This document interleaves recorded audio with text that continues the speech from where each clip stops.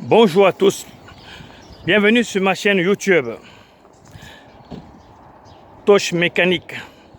Alors, nous allons traiter aujourd'hui un problème de deux voyants qui s'allument au tableau de bord sur une Mercedes classe A. Lorsqu'on change la batterie, il y a deux voyants qui s'allument au tableau de bord. Et ces deux voyants sont l'ESP et ABS. Donc, comme vous allez le constater, je viens de remplacer la batterie. Je vais démarrer. Ces deux voyants ne s'éteignent pas. Le frein à main, je le baisse. Il s'éteint. Donc, ce sont ceux-là. ABS, bas et ESP. Pas de panique lorsque vous remplacez votre batterie et que vous voyez ces deux voyants allumés. Il suffit de tourner votre volant de la gauche vers la droite à fond embuté. Vous maintenez un peu. Vous revenez au point milieu. Vous repartez de la droite vers la gauche embuté. Vous remaintenez au point milieu. Et ces voyants normalement doivent s'éteindre. Si ces deux voyants ne s'éteignent pas, comme c'est le cas actuellement, ils ne se sont pas éteints. Donc c'est que le problème est persistant. Donc là, il va falloir recourir à la valise de diagnostic. Interroger le calculateur d'ABS pour savoir qu'est-ce qui se passe. Alors, je vais utiliser ma valise diagnostic que voici. J'ai interrogé le calculateur. Il me sort deux codes défauts. Je ne sais pas si vous arrivez à les voir. Allez lire. Le P0600 une fois et le P0600 une deuxième fois. Le premier c'est de manière sporadique et le second est permanent. Donc, qui me dit programme électronique de stabilité ESP en mode diagnostic. Donc, je vais donc contrôler le système du programme électronique de stabilité. Le système du programme électronique de stabilité comporte plusieurs éléments, constitue le système. Nous avons l'interrupteur ESP, nous avons le contacteur de stop, nous avons le contacteur de frein à main, le capteur d'angle de direction qui est lui dans le volant. Nous avons le calculateur ABS qui est à l'avant du véhicule, sous le capot moteur, et un fusible qui est ici, sous le plancher, sous la planche côté conducteur, côté passager, à côté de la batterie. Donc, j'ai cité ces éléments, je ne vous ai pas montré les emplacements. Pour ce qui concerne le contacteur de frein à main, il est juste en bas de ce levier-là. En ce qui concerne le contacteur de stop, il est juste là. C'est lui qui indique à l'arrière quand vous avez freiné et il indique aussi au calculateur quand vous avez freiné et le calculateur signale l'angle de direction qui a eu l'action de freinage. Donc il y a une alimentation qui va aussi au contacteur d'angle de direction pour dire que vous avez le pied sur le frein. Donc le calculateur d'ABS, il est juste à l'avant du moteur, c'est-à-dire il est logé ici en bas du capot. Je n'ouvre pas le capot.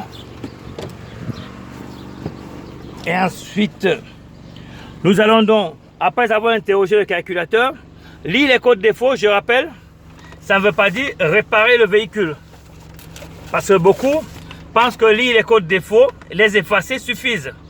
Vous allez constater que ceux-ci, même bien qu'on va les effacer, le voyant va continuer à demeurer allumé.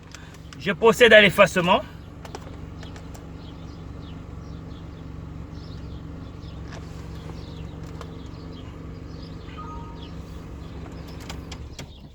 Il me demande de couper le moteur, de couper le contact.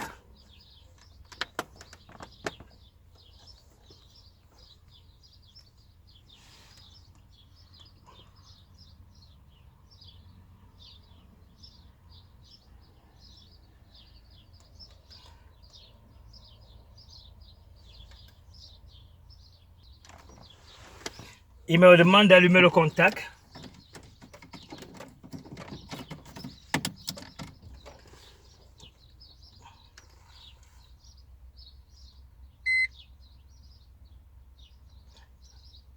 Les codes ne se sont pas effacés, donc ils sont permanents. Voilà. Donc, nous allons procéder au contrôle des alimentations. Pour ceci, nous avons besoin de ces éléments-ci. Nous avons besoin de ces outils. Un multimètre, une lampe témoin testeur qui va nous permettre de contrôler les alimentations. Étant donné que sur le contacteur tournant d'airbag qui est ici, à l'intérieur du volant, de la colonne de direction, on a besoin d'un plus permanent et d'un plus après contact qui arrive à cet endroit. Et ensuite, on a besoin aussi d'une masse qui arrive aussi au contacteur d'angle de braquage. Et le quatrième fil, c'est le signal qui va au niveau de l'ABS, du calculateur d'ABS. Voilà, pour indiquer la position du volant. Donc, là maintenant, je vais procéder au contrôle des éléments.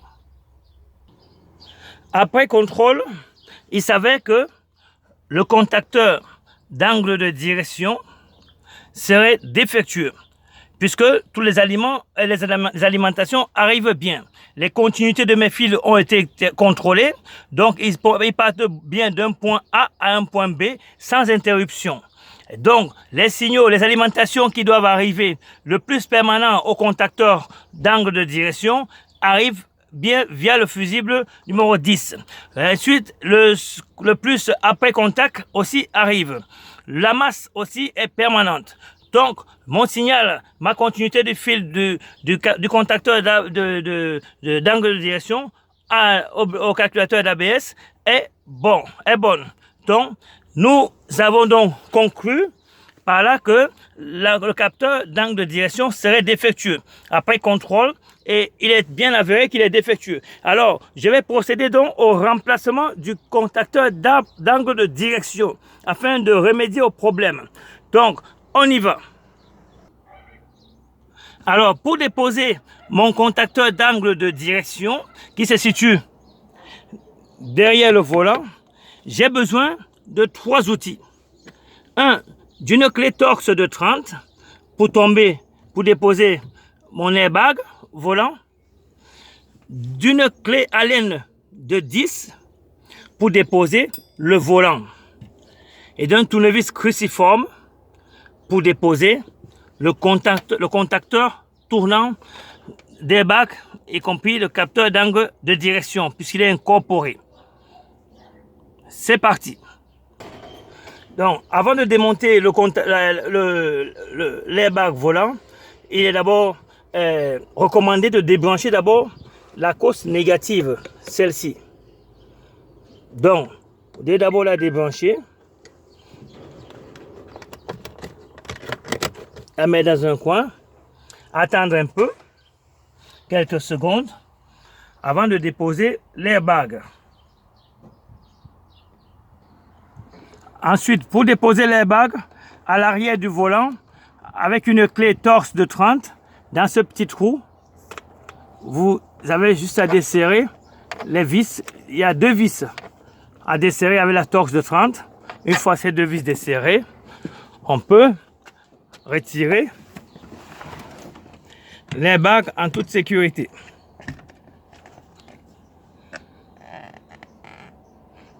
Là, on va débrancher cette fiche, celle-ci,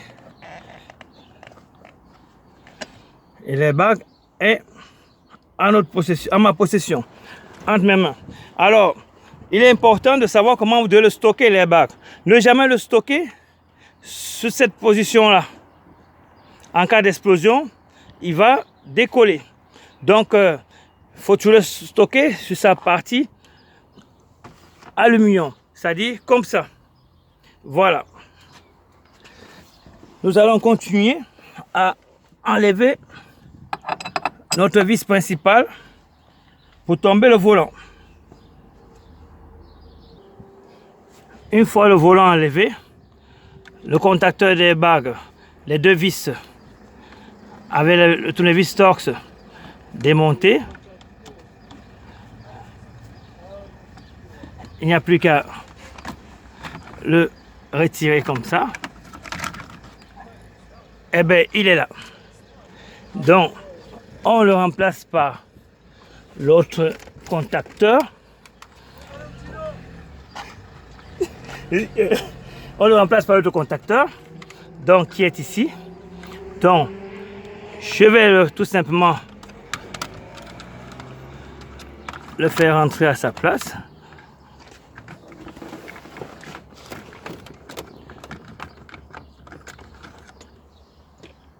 Voilà, on le pousse pour qu'il se branche.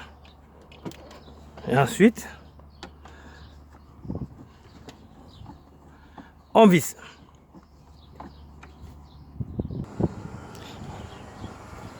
Après avoir tout remonté, alors on termine par rebrancher la course de batterie qu'on a débranchée au début. Donc on termine par elle. Et ensuite, on va procéder au démarrage de la voiture.